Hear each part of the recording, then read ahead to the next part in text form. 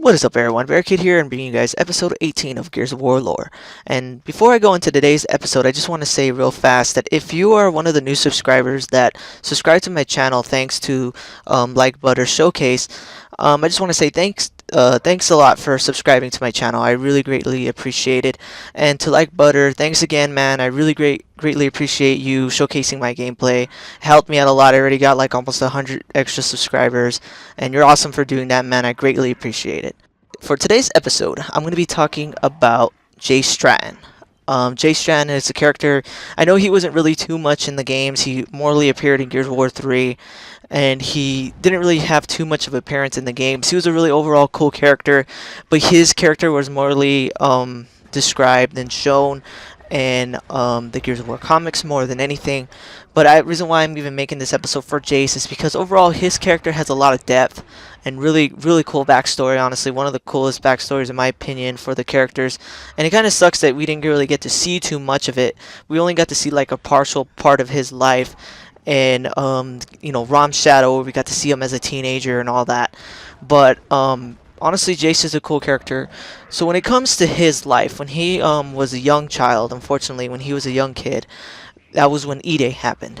And E-Day, everyone, if you see my previous episodes where I talked about E-Day, E-Day was just terrible for everyone. So many people were getting killed. Nobody knew what was going on. What are these creatures coming out of the ground? It was just so insane, so terrible. And Jace was just a child at this time. Some of the other characters were adults, so they fought these monsters. They were able to stand up against these things. Some of the characters weren't. They were merely children when this happened. They were barely, little kids, including Jace. He was probably, I could say, around 5, 6 years old. I can't really tell. I don't know if they actually specified his age. But in the comic books, you can tell he's like a kid. Very tiny, very small child. And his family and his parents and his older brother were murdered in front of him by the Locust. And then he hid in a closet. And he was basically done. The locusts were coming through his house. There was, a bunch of drones. They even had a berserker with them. And he was just done. He was so screwed. He was going to die for sure. But luckily, at the last second, right when he was about to get killed, some gears rolled in, took out the berserker, took out the drones, saved his life. And he was, obviously an orphan thanks to the locust, but he was luckily able to survive at the very least.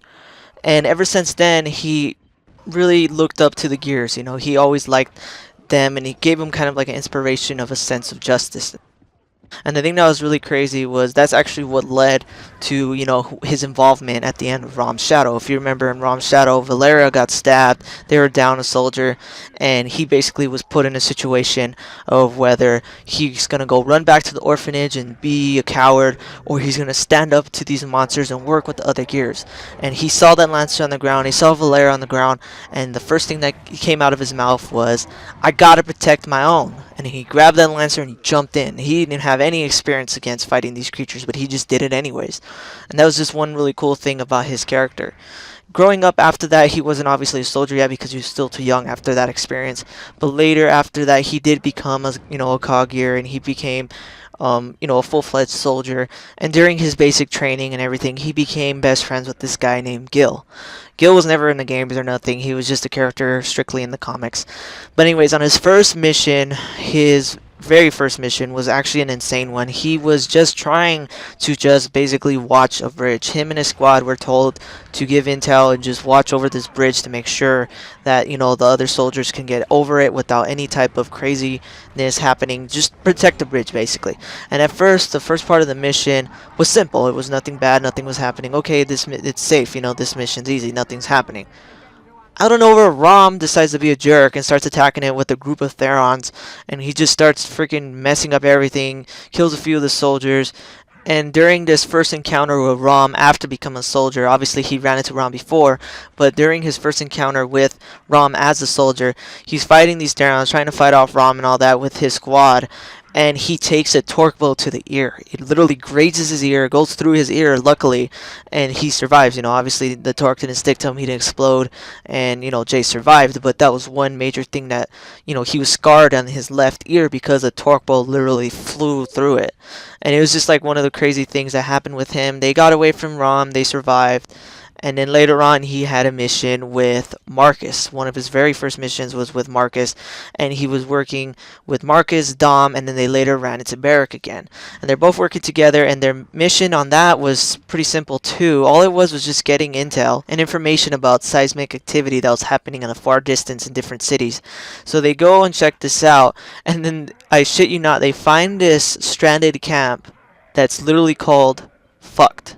Excuse my language, but that's actually the name for one of the stranded camps that they came across. And they find these people and they say, oh, well, it's called Fucked for a reason because, you know, it's pretty obvious. And they find these people and they say that locusts started attacking their camps, and it gives them like an idea of where the seismic activity is coming from. They kill all the locusts that are attacking these people, and then they later find out that this little girl named Lily, her parents left that place to try to find somewhere safer for all three of them. Unfortunately, her parents never came back, and Jace felt like a connection to this little girl because, you know, she's pretty much an orphan at this point, and they don't know what happened to her parents. And then they try to investigate what happened. They go to where her parents went to, and they find out that that other city that they went to was also completely destroyed. But they're able to actually find her mother. Her dad was unfortunately killed by the locust, and her mother was horribly damaged by the locust. They hurt her bad, they injured her. A wretch bit off her arm, and they left her in a coma. Eventually, they make their way back to Jacinto and they save the mother, but it's never really stated of whether the mom comes out of the coma or whatever. But overall, Jace felt a connection to this little girl, and she's mentioned later on in the comics whenever Jace is around.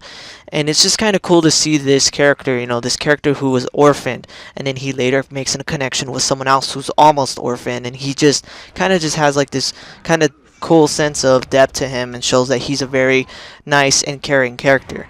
You know, and I kind of wish that they expanded more on his character in the games, but unfortunately they didn't. You only get this backstory. If you read the comic books, you don't really get anything else about him, really. Overall, I really like Jace. I thought his backstory was really interesting.